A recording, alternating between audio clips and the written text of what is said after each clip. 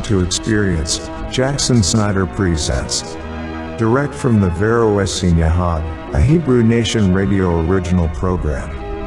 JSP is a variety show seeking out Jewish and Christian origins, religion, theology, and history, and doing so in a fashion that is both educational and entertaining.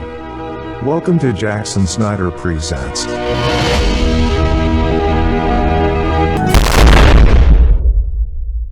Now, don't you just love that explosion? It just kind of rocks through me. I know when to expect it now, but it still shakes something inside that makes me feel good. Yes, I know that bombs kill people, but it's not a bomb I'm listening to. It's just a resonating frequency. Somebody's already messaging me a complaint. Moving right along to a related subject. How long is a day? How many times have I been asked that question? How long is a day? 24 hours? 12 hours? Some say 3.5 hours. Well, I know what I think the whole thing, basing my opinion on several clues in ancient literature. Of course, Josephus is one of them. Yahshua HaMashiach is one of them. And several of the Dead Sea Scrolls is another of them. But I'm not going to explain it to you today. I'm going to turn you over to our Facebook group administrator, Matthew Parrott. He's got the best explanation of it that I've ever heard. I couldn't do any better, so here's Matt. All right, I'm going to be discussing a teaching that I call Hayom, the day, and I want to start out with my story, the journey on how I took to get where I got. When we were in Christianity, this wasn't even a thought.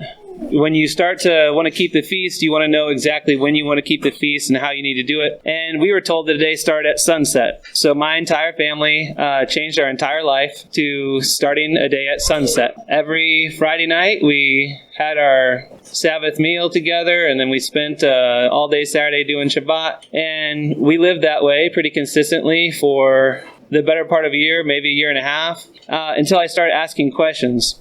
While we go through the Torah portions, I was reading Genesis, and I was asking people in my fellowship, are you sure the day starts at evening? They would reassure me, and they would point to the passage in Nehemiah when it talks about when the gates shut. And I would look at the passage, and I would say, okay, I see what you're saying. And a little while later, we'd start wondering about this again. This time, it's during Sukkot, and the Torah portion had restarted. We're reading Genesis again. I said to my wife, this doesn't feel right. Genesis seems to point to a dawn start. So I asked another friend, who then pointed to Pesach and said, see, this Pesach starts at evening, a day definitely starts at evening. And I accepted their position again. And then somebody on Facebook asked me again when I thought that the day started, and they believed that it started at dawn. I asked another friend, and that friend said, well, we can look at the Day of Atonement. Surely a day starts at evening. And I accepted it. Until one more time it was brought up, and I said, I have to come to a conclusion for myself. So I started looking up verses that had the word day in them on Bible Gateway, some other websites. And the word day is listed in Scripture roughly 2,500 times. I thought, this is way too large of a scope to take. So then I looked up all the verses with the word night in them. And that was still a crazy amount of verses. And so I wanted to narrow it down even further, and I looked up every verse that had the word day and night in the same verse. This way, I thought, if the night showed up first constantly, if it would say in Scripture, and then this night and then day, this night and then day, I thought if the Scriptures read like that, that might give us an indication that the people talked night first and then day. And then if the people talk that way, then that might be because that's the way their culture understands it. But if they constantly say day, then night, then maybe they think that way. And so I thought, however they speak in these verses might be one of the way I'll be able to figure it out. But I knew that everybody saw a different way. And so I thought to myself, I want two premises. The first premise is, what does the Torah say? And if the Torah says that a day seems to start at dawn, and we have some random verse in the New Testament that says that it starts at evening, then I'm going to take the side of the Torah. The second premise is, what is Messiah's witness? If Messiah says that a day starts at dawn, I'll give that more credibility than a random prophet, say Nehemiah, that the day starts at night. So those two things I wanted to agree. I thought, well, in the very beginning, if the Torah claims that the day starts at dawn, and then Israel goes through captivity and they're scattered and all kinds of stuff happens, and then Messiah comes back and straightens out the ancient paths and leads us back to a dawn, then that's what I would accept. So those were the two premises that I wanted to go into this study. There was another thing that I didn't get a chance to do, and that is I didn't look at Enoch and Jubilees initially. I kept this primarily to our canon because I didn't want to have to argue about, if I come to the conclusion that Enoch says the day starts at dawn and our canon seems to be different, then, I didn't know that would be equal weights and scales in the minds of most of the people I'm going to be talking to. I wanted the canon to be the focus. And if the canon was entirely one way or the other, then when I read these other books, I have a litmus test for those other books. But if the canon is fairly evenly divided, then I may go outside the canon to look at these other books for support. But the canon was the primary focus. And at the end of my study, I determined that I would read 3 articles on each position. And my point was, there's a pretty good chance that there's somebody out there smarter than I am. And if there is, and they've studied this position, then I want to hear at least 3 scholarly positions claiming that the day starts at night. And I want to see if I missed anything. Maybe they've got something I haven't thought about, or maybe they put it in a way I didn't understand. And then I'm going to read 3 scholarly positions that say the day starts at dawn. And I'm again going to look and see, did I miss anything? What I found was that in the 100+ verses that mention day plus night in the same verse, it's overwhelmingly day and then night. 89 verses state day first and then night, and 14 state night and then day. That's pretty convincing, but even in those 14 verses that are speaking night than day, not every single one is talking about the order of the day. In one particular verse, it's talking about all the things they did that day, or it says, this night, all this stuff happened. Then the next day, so in that verse, I have a night and then a day order, but that's not necessarily talking about, it's like kind of 2 different thoughts. Secondly, I found that time after time, where life and not the order of words seemed to be the biggest factor in how they viewed the day. After finishing my study, using no articles or books other than the scripture, and with no agenda except to find the truth, I came to my conclusion very confidently in a dawn start. After this, I sat down and read the 3 articles on a sunset start, and I was just left in confusion. And I didn't even get to the 3 articles on when a day began because I was so confused. And I just sat down and prayed and said, Father, this is craziness. If I can't figure out something so easy as when does a day begin, then how in the world am I going to figure out something more complex, like maybe what is the gospel, or how to be saved, or something like that. And I felt like the Father directed me back to my original premises, which were, what does the Torah say and what does the Messiah say? And I came back firmly concluded that they side on the side of a dawn start. So I read my 3 articles on a dawn start, and I was brought a lot more peace and confidence in my findings through Scripture. And I'm telling you, when I read these dawn articles, it was just like verse after verse after verse after verse, where there's just no other interpretation except for that understanding. And that actually added a lot to my study. Since that time, I've studied each position more and more and more. I've concluded that there are really only 4 or 5 ideas in Scripture that prove, quote unquote, prove a sunset position. All 5 can be used just as convincingly to, quote unquote, prove a dawn position. In the other 20 to 40 plus verses that prove a dawn position, they cannot be used to prove a sunset position. They can only be interpreted one way. Those 5 positions are the following: in the Genesis creation account, in the Feast of Pesach, in the Feast or the Day of Atonement, in the Nehemiah passage, and another passage that a lot of people like to use is when a person becomes clean or unclean based on many factors. None of those ideas should be used to none of those ideas should be used to transpose how they are done onto the structure of a day. This, I believe, is a very, very important fact to keep in mind. A feast can start whenever it wants. That only tells us one thing: when a feast starts. It doesn't tell us the order of a day. If we want to know the order of a day, we should look at passages talking about the order of a day, not a feast. We shouldn't be looking at passages that are talking about when a person becomes clean or unclean to determine when a day starts. We should only be looking at passages that determine when a person becomes clean or unclean to determine when that person will be clean or unclean. That's their purpose. So that being said, when I conclude this, I'll be looking forward to your feedback. Now, I like to go through my study. If anybody wants a copy of this, you can email me or message me or whatever. It's also hosted in the Vero Yahad in the files section. You can find it there. So let's start in the section 1. To know when a day begins, let's look at the beginning in the Torah. And this is everybody's favorite one. Genesis 1 through 5. In the beginning, Elohim created the heavens and the earth came to be formless and empty, and darkness was on the face of the deep. And the spirit of Elohim was moving on the face of the waters, and Elohim said, "Let the light come to be."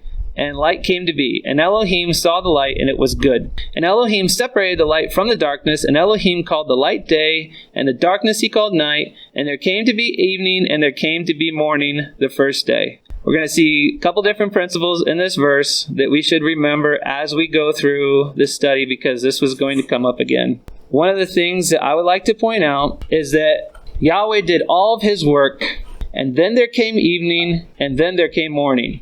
That was the first day. He did his work prior to evening. A lot of people like to forget this. In the beginning, when he created everything, he was doing all of his work before it became evening and before it came morning. He was doing all of his work when? He was doing all of his work during the day. When did he start his work? Well, we don't know. The text doesn't necessarily tell us. But if it was me, I would start my work at what Genesis 1:5 is telling us is what everybody experienced, except for those who work at night, experience. They get up and they do all their work. And after they do all their work, it becomes evening, and then it becomes morning. And then you start a whole new day. So it doesn't say that he did all of his work and then it became evening and an evening started a new day. The other thing that we know is that he separated the light from the darkness. The light he called day. And then he says that it was the first day. He says, there came to be evening and there came to be morning. That was the day. The day is the light. Morning is the light. Evening is the light. Day is the light. We have Yom Echad right there. That is the day. What we don't have in that verse is the darkness, the night. We don't have that in the order. It doesn't say there came to be evening, then there was night, then there was morning. That was the first day. It doesn't say that. It says that the day was morning, evening, and the day. The light part, the part he called day, that is Yom Echad. We see that the light and the darkness are separated. And they're two distinct things. And we will see this all throughout Scripture as well, and in Enoch, where if they are apart, if the darkness or the night is a part of the day, if that's part of the Yom Echad, there's no reason to say that it rained for 40 days and 40 nights. We could simply say that it rained for 40 days. There would be no reason to say that somebody went out to the desert for 40 days and 40 nights. We could just say 40 days. This is, in my opinion, almost a proof text by the lack of darkness being in there, that it's only discussing the day. That's all he's talking about in this passage. In another passage, we see that in Genesis 1:14 through 19, and Elohim said, "Let lights come into the expanse of the heavens to separate the day from the night, and let them be for signs and appointed times, and for days and for years. And let them be for lights in the expanse of the heavens to give light on the earth." And it came to be so. And Elohim made two great lights, the greater light to rule the day, and the lesser light to rule the night, and the stars. And Elohim set them in the expanse of the heavens to give light on earth, and to rule over the day and over the night, and separate the light from the darkness. And Elohim saw that it was good. And there came to be evening, and there came to be morning the fourth day. I don't know, if anybody would really argue about this, but I think everybody can agree that the greater light that rules the day is the sun. If the day is starting at night, then that makes the greater light the moon. I don't think any of us would say that. If we continue down, in Genesis 7:12 is an example of what I was talking about. And the rain on the earth was 40 days and 40 nights. There's a distinguishing going on there. There's light and there's darkness. There's day and there's night. And then in Genesis 8:22, it says, "As long as the earth remains, seed time and harvest, cold and heat, winter and summer, day and night shall not." When we look at seed time and harvest, I think everybody would also agree seed time comes first. Now, one other thing I'd like to mention about this whole passage, this whole Genesis 1:5, where it says, there came to be evening, there came to be morning. Some people tell me that the order of the words don't matter. When I tell you that there's 89 verses that say day and then night first, day first, night second, and 14 that say night and then day, and somebody says, well, the order doesn't matter. But those same people are typically going to point to Genesis 1:5 and say, see, look, right here, the evening came before the morning. So either the order of the words matter or they don't. And I think what I've proven is, even though it says, and there came to be evening and morning, I think what we can see is that still isn't necessarily indicating that the day starts at sunset. Anyways, that's just a side note. There's a couple, as we go along, these will become very clear. In Genesis 19:33-34, it says, so they made their father drink wine that night, and the firstborn went in and lay with her father, and he was not aware of it when she lay down or when she arose. And it came to be on the next day that the firstborn said to the younger, see, I lay with my father last night. Let us make him drink wine tonight as well, and you go in and lie with him so that we can keep the seed of our father. Pretty plain verse. And you could say, what does that have to do with anything? But the question I have is, did this story take place over 3 days or over 4 days? And I created a table, and I wish that I had a way to show you all the table. But the way it works is this. On day 1, the sisters made a pact. Now, if the day starts at dawn, it says, and the firstborn went in and lay with her father. That would have happened on the first night. Day 1, they make a pact. Night 1, the first daughter goes in and lays with her father. And day 2, it says, and it came to be on the next day. Let us make him drink wine tonight as well. You go in and lay with him. So day 2, on the next day, after the firstborn on the first night, that second night, the other daughter went in and lay with him. On day 3, at this point, both girls have slept with their father and woke up. Now that's if we believe that a day starts at dawn. And that, to me, is the plain reading of the text. This took place over 3 days. Let's see what happens if a day starts at sunset. And this is what I'm talking about, where this doesn't have anything to do with the order of verses. This is just the way the culture talked. So on day 1, the sisters make a pact. And then what we have is sunset would have come. So that would be night 1 / day 2. Because the daughters make a pact during this day over here, sunset, now the date's going to change. So night 1, day 2, the firstborn goes in and sleeps with her father. Now, from the time that she sleeps with her father during that night, if we have a 24-hour period, apparently on day 2, nothing happens. And the reason why I say nothing happens is because it says, and it came to be on the next day. Yes. So on the next day, so she sleeps with her father at night. That's part of this day. So that whole next sunlight period doesn't happen. And then it starts the next night at sunset. So now we're at night 2 / day 3. It's now the next day, but we're at night. And they didn't have a discussion at night. So we move to the day portion of day 3. And it came to be on the next day. That's during day 3. Now they let us make a pact, or let us make him drink wine tonight, and you will go in and lie with them. Now it's night 3, but it's beginning day 4. At the sunrise, both girls are now awake. Both have slept with their father, but we are on day 4. That's not the way that any of us read those passages, I don't think. There's a whole extra day, just the way we would talk, that doesn't work. Now you might say, well, they're talking about the daylight portion, but it gets a whole lot of confusion enters in when we start saying the day starts at night, because now are we talking about a day at night? Are we talking about a day during the day? The literal way you would read that would be, it would take 4 days with a sunset reckoning for that process to happen. With the dawn processing of that happening would only take 3 days. There's another passage in Exodus 12, verses 8 to 10. And we're all familiar with this. And they shall eat flesh on that night, roasted in fire with unleavened bread, and with bitter herbs they shall eat it. Do not eat it raw, nor boil it at all with water, but roast it in fire, its head with its legs and its inward parts. And do not leave any of it until morning, and what remains of it until morning you are to burn with fire. Now, it's not stating anything specifically, but I'm pretty sure we see later on that you burn it before the next day. If a day starts at dawn, that makes a whole lot of sense. You have the entire evening to make it, to eat it. It doesn't make a whole lot of sense when we start looking at the other verses that talk about this specific law of not leaving any of the lamb left over until the morning. In Exodus 16:23-26, it says, And it came to be on the 6th day that they gathered twice as much bread, 2 omers for each one, and all the rulers of the congregation came and told Moshe, and he said to them, This is what Yahweh has said. Tomorrow is a rest, a Sabbath set apart to Yahweh. That which you bake, bake, and that which you cook, cook. And lay up for yourselves all that is left over to keep it until morning. And they laid it up until morning, as Moshe commanded, and it did not stink. What did he say? What did Moshe say? The whole point of this manna is to keep it until the Sabbath. When did they keep it? Did they keep the manna until sunset, or did they keep the manna till the next morning? Now, if the Sabbath started at sunset, if tomorrow is a rest, why not keep it until the evening? Why not start eating their manna at evening? That would have been tomorrow. That would have been the Shabbat, but they didn't do that. They kept it until morning. It seems that Moshe understands that the Sabbath starts the next day, the way we would understand a day. It doesn't start till the next sunrise. It doesn't start tonight at sunset. That's the way I understand it.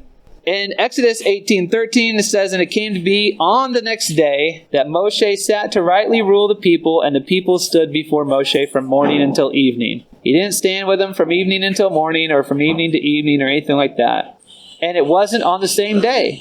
Moshe didn't make this command or this rule at night, and then on the same day stand before him in the morning until the evening. It says that on the next day, Moshe sat to rightly rule the people from morning until evening. In Exodus 32:5-6, it says, "And Aaron saw and built an altar before it. And Aaron called out and said, 'Tomorrow is a festival to Yahweh.' And they rose early on the next day and offered burnt offerings and brought peace offerings. And the people sat down to eat and drink and rose up to play." Now, tomorrow is a festival to Yahweh. Did they rise up at sunset? Or did they rise up at dawn? Did they begin their festival at sunset? Or did they begin their festival at dawn? So this is one of those passages that it's not an order of the words. This is the way they're thinking. Now, unless whoever translates the Hebrew is really, really, really translating their worldview into this, it just doesn't work. And this is all over the place. And not only that, but in the verse 6, when it says they rose early the next day, that word there is pretty evident. It's translated consistently as rising early, morning. It has to do with the dawn. To me, that verse is pretty clear. Okay, this is what I was talking about earlier in Leviticus 7:15. "As the flesh of the slaughtering of the peace offering for Thanksgiving, it is eaten the same day it is offered. Do not leave any of it until morning." Now, I wonder when they're slaughtering this animal. Are they slaughtering it after sunset? It seems like a difficult time to slaughter an animal. If they're slaughtering it after sunset, then it could be gotten rid of by morning and still be eaten during the same day. But if they're slaughtering this animal, like say 3 or 4 o'clock in the afternoon, and then sunset comes, and then they eat it after sunset, they're not eating it on the same day because it's already gone from one day to the next. And why is it that they have to stop eating it at sunset, but they don't have to burn it until morning? It doesn't make any sense. If they slaughter it any time during the day, and they eat it anytime they want, and they get rid of it before the dawn, which in my opinion would be the time that the new day starts, that totally makes a lot of sense. Are you guys following what I'm saying with that? Okay. Then we could scroll down. Okay, Leviticus 11:24. This is one of those verses that I talked about in my story, one of the 5 things. "And for these ye shall be unclean. Whoever touches the carcass of them shall be unclean until even." Now, when we click on the even, it seems to point towards evening. So people will say, look, you are unclean until the next day starts. And again, I would say, is that really what this verse is telling us? Is this verse telling us the day stops at sunset or, whatever, and then starts the next day? Are you unclean until the next day?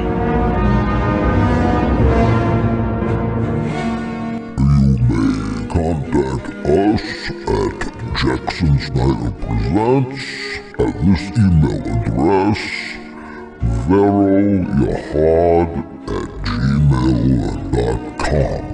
That is veroyahad@gmail.com.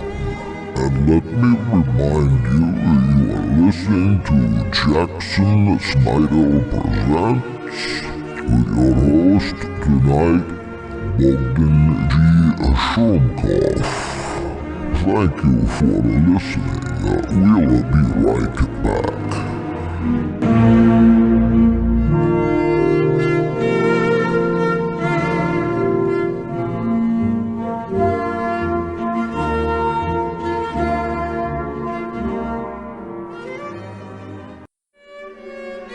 Jackson Snyder Present is back.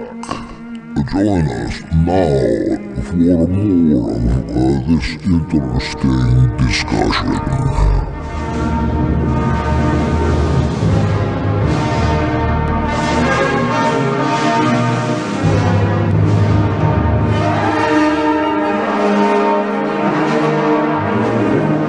Again, I would say, is that really what this verse is telling us? Is this verse telling us that a day stops at sunset or, whatever, and then starts the next day? Are you unclean until the next day? Or is it possible that it's just telling you when you're unclean till? It has nothing to do with the order of a day. Is it just telling you that you're unclean until the evening? And then if you were to look, I looked up the same law the same idea of unclean appears in multiple places. But in Deuteronomy 23, it says, when talking about some of these ritual cleanliness laws, it says, "And you shall be toward evening, and it shall be toward evening that he bathes with water, and when the sun goes, let him come into the midst of the camp." So when you bathe at the evening, that whole time period is when you can become clean again. But that's not telling us when a day begins. It is telling us potentially when a day would end. I mean, people that start a sunset or base their day on a sunset would understand the day to be ending there. That's why they would be saying that you're unclean until the end of that day. But if you start your day at dawn, that's fine too. It's still the end of the day. It's still the end of the light. You're unclean until the sun goes down. Okay, great. But that doesn't tell us the cycle of a day. And then in Leviticus 22:29-30, it talks about the slaughtering again. It is eaten the same day, leave none of it until morning. If you slaughter any time during the day, I think that this passage would make more sense if a day starts or ends at evening, that it would say leave none of it until sunset. If you're going to eat it on the same day, leave none of it until sunset. We keep scrolling down here. There's a whole lot of verses. In Deuteronomy it says, "And I stayed on the mountain for 40 days and 40 nights, and Yahweh heard me all that time, and Yahweh chose not to destroy you." I would argue again here, the 40 days, that's the light, 40 nights, that's the darkness. I think they're separated for a reason. We see that in Enoch as well. We'll get to that later. Other verses, okay, so we briefly covered the Torah verses. Other verses indicate day before night, and this is not every single verse. Here's a passage in Judges 19:25. And this is another really good one to look at. It says, I'll start at verse 3. And it's talking about a man who took himself a concubine. And it says, "And her husband arose and went after her to speak to her heart and bring her back, having his servant and a couple of donkeys with him. And she brought him into his father's house, and the father of the young woman saw him, and he was glad to meet him. And his father-in-law, the young woman's father, detained him and dwelt with him for 3 days. And they ate and drank and spent the nights there. And it came to be on the 4th day that they arose early in the morning." Okay, so the 4th day, they're rising early in the morning. "And he prepared to leave, but the young woman's father said to his son-in-law, 'Refresh your heart with a piece of bread, and afterwards go your way.' So they sat down, and the two of them ate and drank together. And the young woman's father said to the man, 'Please agree to stay all night, and let your heart be glad.' And when the man arose to go, his father-in-law urged him. So he spent the night there again. And he rose early in the morning on the 5th day to go, but the young woman's father said, 'Please refresh your heart.' So they delayed until the afternoon, and both of them ate. The man arose to go, he and his concubine and his servant, but his father-in-law, the young woman's father, said to him, 'See, this day is now drawing towards the evening. Please spend the night. See, the day is coming to an end.'" When is the day coming to an end? It's coming to an end at night. Everybody agrees with that, I think. But the question is, when does the day begin? So he says, "Stay here and let your heart be glad, and you shall rise early tomorrow." So he's not rising at sunset. He's rising early the next day at dawn. But the man would not stay that night, and he arose and left and came to a place opposite Yebus, that is Jerusalem. And with him they were the 2 saddled donkeys and his concubine with them. Okay. That story doesn't work with an understanding that a day begins at sunset. It just doesn't. He doesn't rise tomorrow at sunset. He rose tomorrow early in the dawn. So that's one of those passages. I just don't think it works any other way. Here's another one of those passages that doesn't work any other way. 1 Samuel 19:11. And Shaul, talking about King Shaul, sent messengers to David's house to watch him and put him to death in the morning. And Michal, David's wife, informed him, saying, "If you do not save your life tonight, tomorrow you are put to death." So Michal understands that he can still save his life tonight, and the word tonight equals night. In the Strong's Concordance, the word right there, it just basically means night. If you save your life tonight, she's still thinking that that's not the next day. Tomorrow you're going to be put to death. When will he be put to death? In the morning. That's what Shaul commanded his servants to do. So I don't think that that works any other way. That seems to clearly point that the next day, tomorrow, starts in the morning. Here's just an interesting verse, 2 Samuel 2:32. And they brought Ashel and buried him in his father's tomb, which is in Bethlehem. And Joab and his men went all night, and they came to Hebron at, the word right there is daybreak. And in the Strong's, it's defining as to become light. So, I mean, that's, to me, like, when's the daybreak? Does it break at sunset, or does it break in the dawn? It breaks at the light. There's another passage. Okay, Jeremiah 31:35 also reconfirms Genesis. Thus says Yahweh, who gives the sun for a light by day, and the laws of the moon and the stars for a light by night, who stirs up the sea and it waves roar. Yahweh of hosts is his name.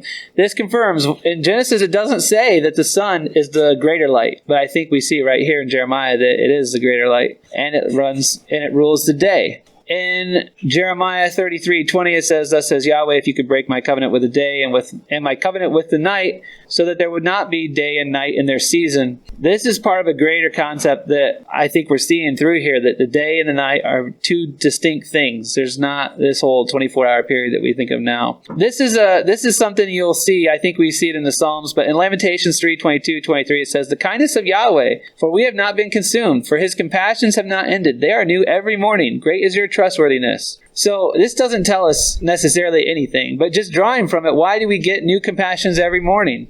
We need to be energized. We need them for our new day. Like, if he gave us new ones every day and a day started at sunset, why wouldn't he give them to us every night? It's just something I find interesting. And then we come to Job 17:12, and Job 17:12 is one of those ones that I think in what we're saying here. I will start a couple verses earlier in verse 8. Upright ones are astonished at this, and the innocent stirs himself up against the defiled ones, and the righteous holds to his way, and he who has clean hands becomes stronger and stronger. But please come back again, all of you, for I do not find a wise one among any of you. My days have passed, my plans have broken off, the desires of my heart. They put night as day, that light is near in the face of darkness. Who are these they? The people that are not coming back, the ones that he doesn't find any wise ones among any of them. In some translations, it calls them fools. It doesn't say, doesn't even say wise ones. It says that they're fools. But here, who are the fools? They're the ones that say that night is as day, that light is near in the face of darkness. Or if you transpose the words as Genesis says, it says, they put darkness as light, that day is near in the face of night. That's exactly what we're talking about. We're talking about people who start a day at sunset. So, well, we're not talking about those people. We're just talking about the order of a day. But anyways, that to me is pretty compelling. In Isaiah 50:20 through 21, we see a very similar idea. Isaiah says, woe to those who call evil good and good evil, who put darkness for light and light for darkness, who put sweet for bitter and bitter for sweet. Woe to those who are wise in their own eyes and clever in their own sight. So again, we take those words from Genesis and we say, those who put night for day and day for darkness or night. It's the same concept. The people are mixing them up.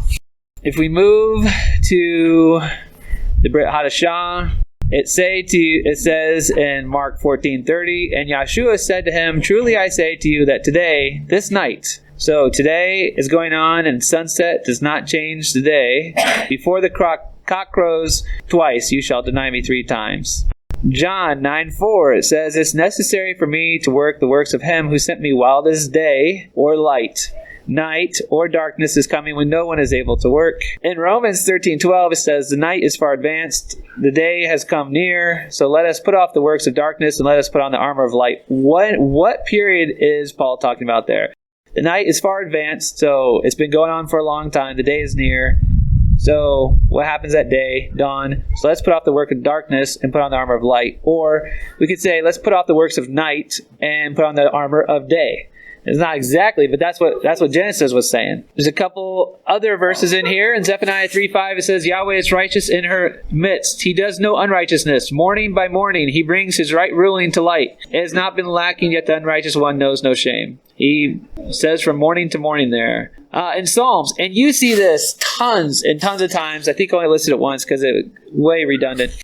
From the rising of the sun to its going down, the name of Yahweh is to be praised. I mean, that's pretty much the cycle of what we understand today to be. From the rising of the sun to the going down, his name is to be praised.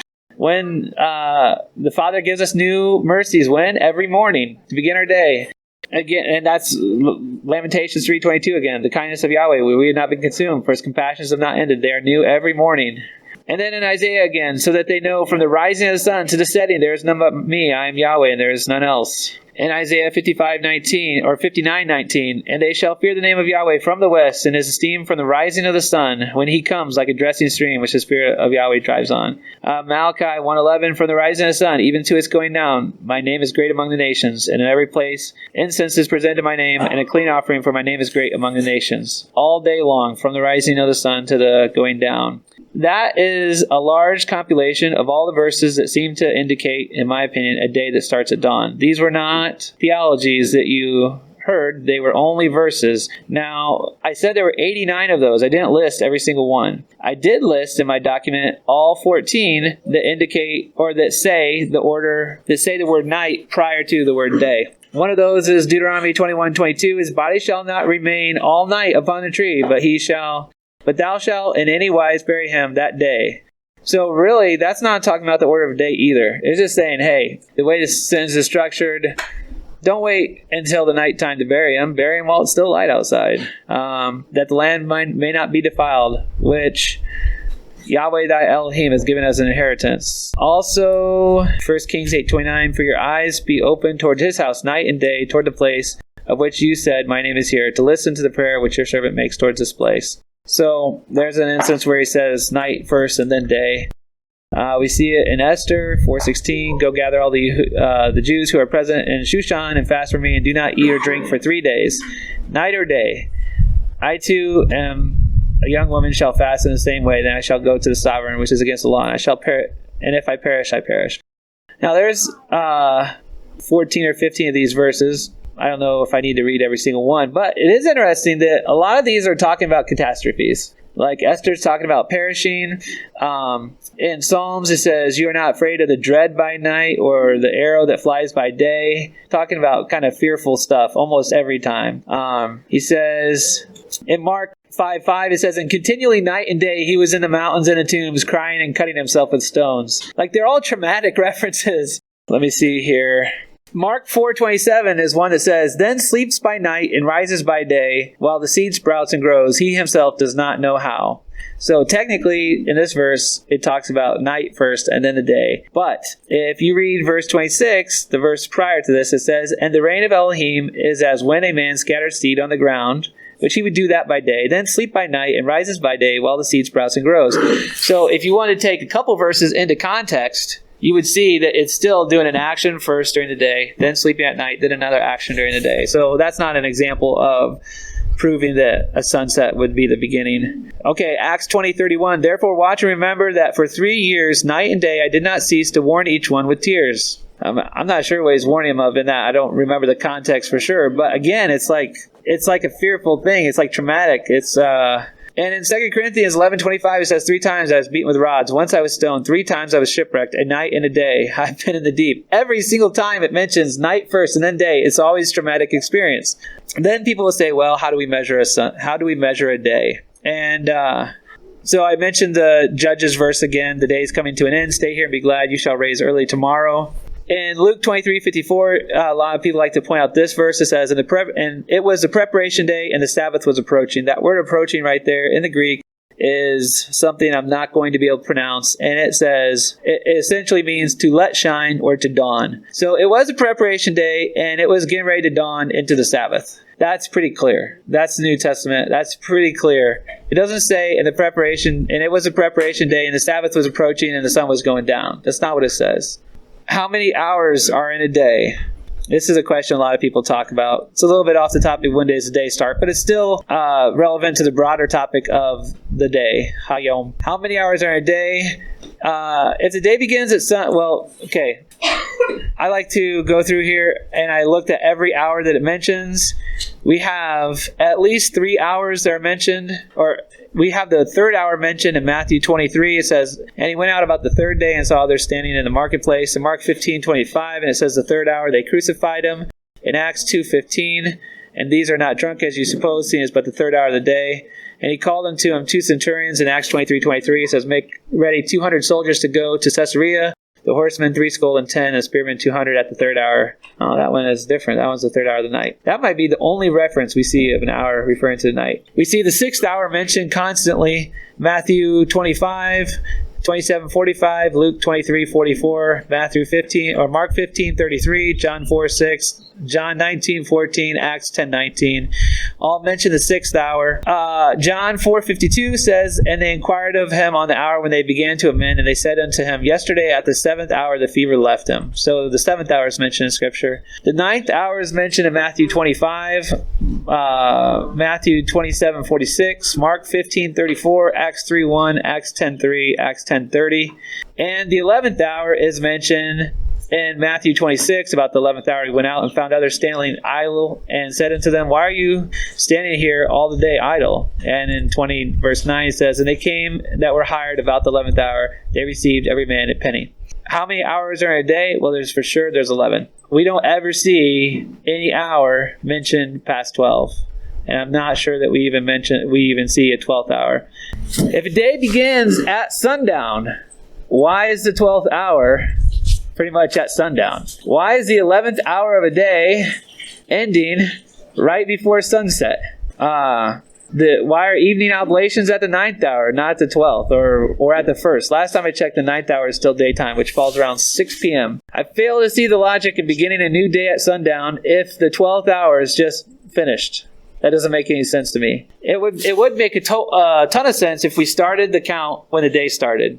They could say if they wanted to start the day at sunset and count the day and count the hours, they could start with hour 13, and then they could go through the night. Or I'm sorry, they could begin at dawn with hour 13. You know what I mean? Because you would have already gone through the first 12. But we don't do that. We see the first through 12 hours are all during daylight portions, which makes sense.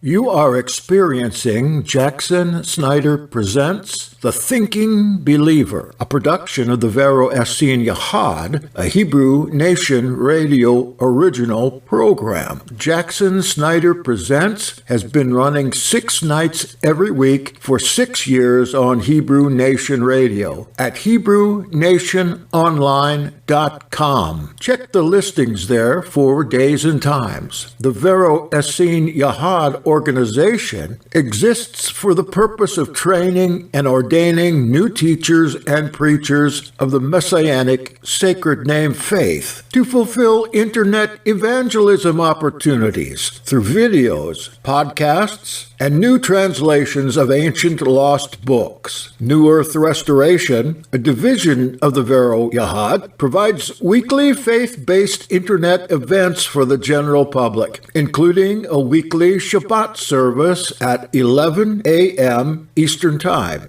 You are welcome to attend through the Zoom meeting client.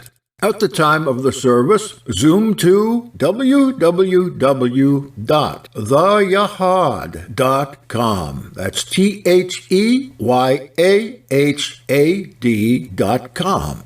More information may be found at the website newearthrestoration.org or contact us through www.yahad.me. That's YAHAD.me. We'll generally get back to you within a day's time or less. Our motto and goal is unity in diversity, not diversity in conflict. The Vero Essene Yahad and New Earth Restoration are legal entities and equal opportunity ministries for both women and men. We never solicit money, nor do we routinely send out mass emails. If you are a messianic preacher or teacher looking for ordination or covering by a legal, established, and effective professional ministry, or are interested in Christian origins, Hebrew and Jewish roots, scholarly studies, and authentic worship, please do contact us at www.yahad.me, YAHAD.me, or by phone at the number 321-421-9266. We would love to hear from you soon. That's 321-421-9266. Let's have a little talk. But first, let's pray. Almighty Father, may your true name be praised and magnified, and may your Messiah Yeshua and his benevolent kingdom come in its fullness on earth, to destroy all evil strongholds, to judge all people equitably, and to restore all creation to Edenic perfection. Amen. I mentioned a very important book that ought to be read right along with the New Testament, which I call the Nazarene Acts of the Apostles. Now, I want to offer this to you free of charge. You can choose a PDF or you can choose the audiobook, but you must request it. And you can request it from me by going to the website yahad.me. Yeah, you just put that in the address bar, YAHAD.me. Tell me what you want. You can say that book or that audio book or whatever, and I'll send it right on over to you. Look, you'll be amazed at what it has to say. Instead of focusing on Paul, like the Acts of the Apostles, the Nazarene Acts focuses on Peter, Kepha, and it's journalized, that is to say, Peter's travels, his preachings, his acts, and his complete debates with Simon Magus are all in there. It's an exciting book, and there's a storyline to it as well that you'll enjoy. Again, just request it from yahad.me, YAHAD.me, and I shall send it right along. Just ask for the Naz Acts. I'll know what you mean. Now here's Jesse Snyderowski from his album, Beautiful Machine.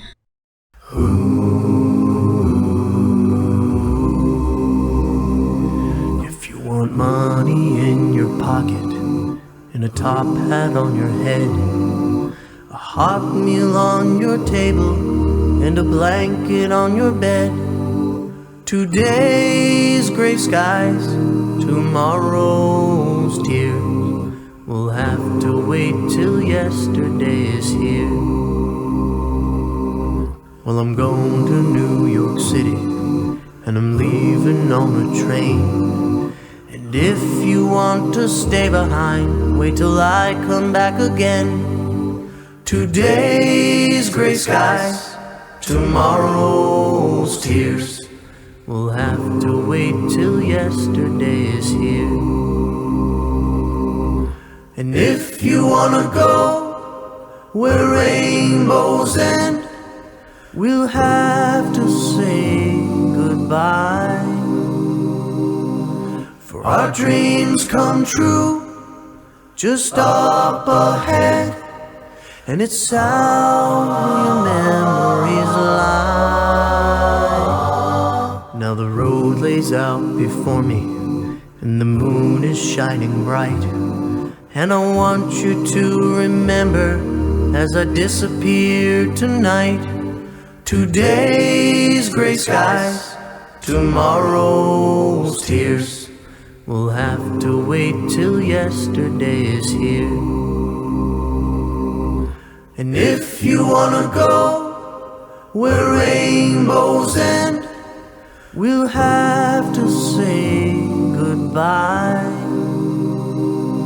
For our dreams come true, baby, up ahead, and it's how your memories lie.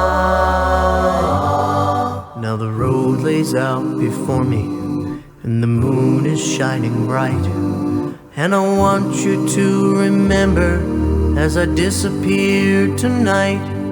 Today's gray skies, Tomorrow's tears will have to wait till yesterday is here. Yes, we'll have to wait till yesterday is here. You have been listening to Jackson Snyder Presents on Hebrew Nation Radio. We'll have to wait till yesterday is here. Yes, we'll have to wait